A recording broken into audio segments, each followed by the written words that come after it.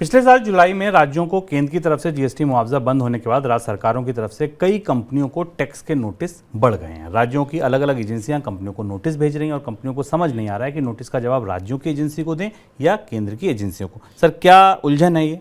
उलझन ये है कि जब से केंद्र सरकार ने राज्य सरकारों को कंपनसेशन देना बंद किया और जीएसटी के पूरे ढांचे में कई अनियमितताएं और गलतियां पाई गई, उसके बाद अब राज्य सरकारों के अलग अलग डिपार्टमेंट या अधिकरण या अथॉरिटीज़ व्यापारियों को नोटिस भेज रही हैं। जो ताज़ी शिकायतें केंद्र सरकार के पास पहुंच रही हैं, राज्यों की तरफ से राजनीतिक रूप से भी शिकायतें पहुंच रही हैं, ये हो रहा है कि राज्यों का जो पूरा टैक्स नेटवर्क है वो टैक्स स्क्रूटनी के लिए व्यापारियों से अलग अलग तरीके के डॉक्यूमेंट मांग रहा है। जबकि व्यापारियों को इस बात की उम्मीद थी कि जीएसटी तो एक सेंट्रलाइज सिस्टम है और एक ही जगह से इसकी मॉनिटरिंग की जाएगी और सारी नोटिस एक जगह से आएंगी।